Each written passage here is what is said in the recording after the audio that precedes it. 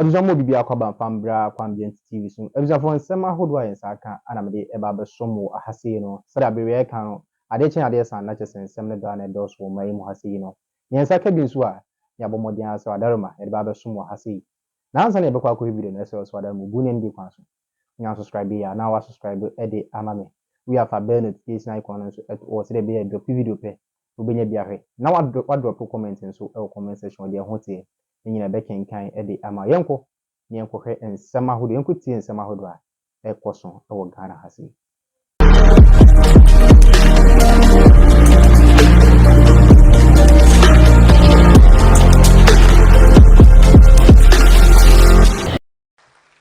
So after struggling in 1992 and we lost the election, I decided to go to school, Fordham University. And even that, when I was at Fordham University, I had over $1 million in my account at a Greek bank in Ghana here.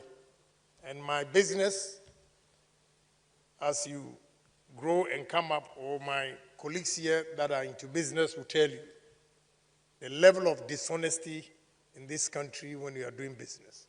In my absence, those I left behind collapsed my business, and I had to leave. So I stopped the school, the third year, going to fourth year at 3.8, and twice appearing on American Who is Who, I left. And I remember my dean, Professor Houston, calling my house, telling my wife to convince me to come back to school. Another thing that inspired me to stop the school was that my professor, economic professor, introduced me to a company called Smith Bank. That was Solomon and Solomon, today Smith Bank. And they agreed with me, the third year student, to pay me $120,000 then.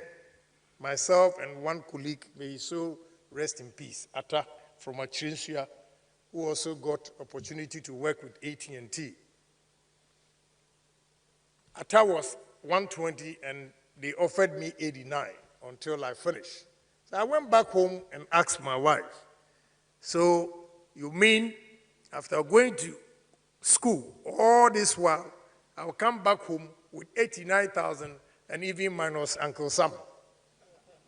Uncle Sam is the tax you have to pay. So I'm not going to take home 89,000. At the same time, Prof, my business was collapsing. So I was in a crossroad, whether to finish or leave and go and do my business. If I had completed Fordham University, I would have been in jail. You know why? Because I introduced the US lottery first in Ghana here. And my workers were collecting $5,000, giving receipts in my company name and depositing the money into their own accounts. And they could not even deliver the purpose why the people paid the $5,000. So I was owing a lot. And therefore, if I had continued till the final year, 1 year, God knows how much I'll be in debt I will be. So I decided to come home. And young men and women listening to me, honesty pays. I came back, all the money that they've collected, I had to refund the money from the money that I had saved with our Greek bank to have my peace. Today, I tell you, all of them are dead broke because of dishonesty. They are all dead broke. And I have survived because of honesty.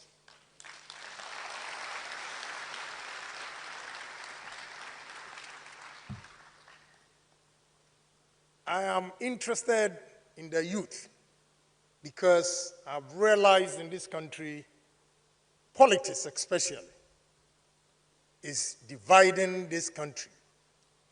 Politics is dividing this country. And as a result, I see young men and women coming to me with their applications looking for jobs. And I will start by saying that the students here, take your destiny into your own hands, and sky will be the limit. Government cannot employ all students, 100,000 students graduating every year. Don't expect that government, no country, that the government employs almost all the students or the labor force. I believe government has to do its part. Government has to be responsible by creating enabling environment for conducive businesses, conducive environment for people, entrepreneurs to take over and also create jobs to employ or absorb the students that come out of college. In Ghana, we have about 900,000 government employees. And we have over 5-6 million young men and women, the labor force I'm talking about, looking for jobs. So if you want to succeed in life, today, use me as an example that a poor soul that was born in Asin Dompim, I carried my chop box and trunk from Asin Fosu to Adsado College, Cape Coast. Today, because we have good road, it's 45 minutes. Now, Prof, that time, it took about 4 hours from Asin Fosu to Cape Coast. I got there, my hair was brown, my face was brown, everything. When I say brown, you understand, dust. A senior looked at me and called me, "Hey, come here. What is your name?" Say, "Kwame Agyapong. Where are you from?" "Asin Dompim." And he stared at me, "Where is Asin Dompim?" Say, "Somewhere." Say, "A foam." You know, when you look at my trunk and chop box, it was painted with dust. But we survived.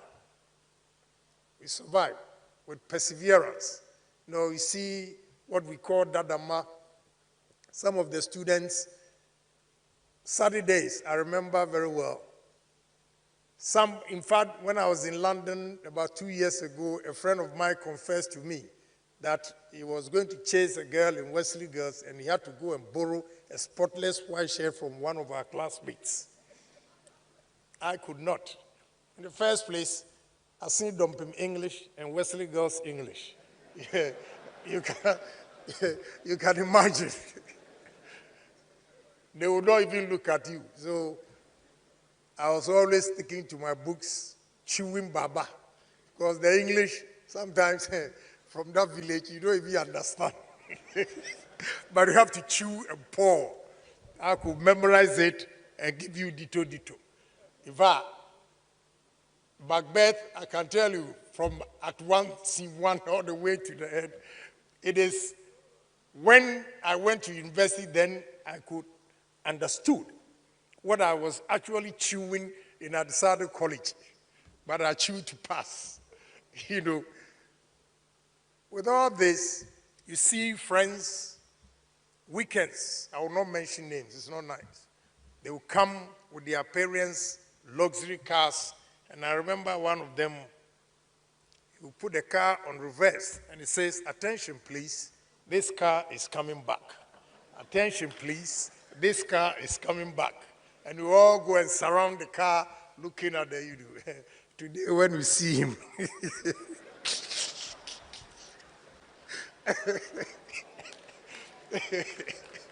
You know, it's hard work, trust me. I'm giving you all these references for you to know that there is hope if you take your destiny into your own hands and work hard. You can't sleep. You can't rely on government for everything. You can't rely on Agyapong for everything. You have to start something.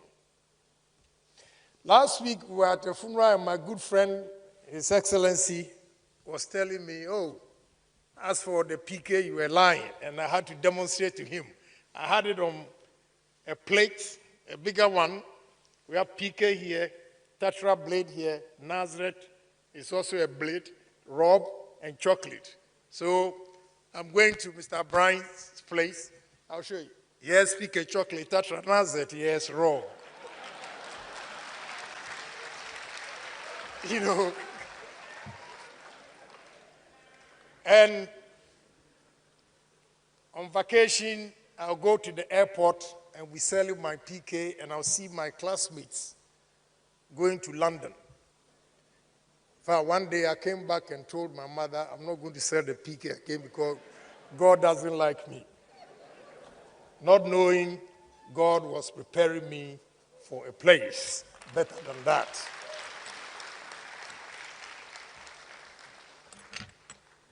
With that hardship and endurance, that is why I'm here today. And therefore, young men and women, never be solely headed that you've been to university and therefore your success is determined. It is not true. You have to work at it.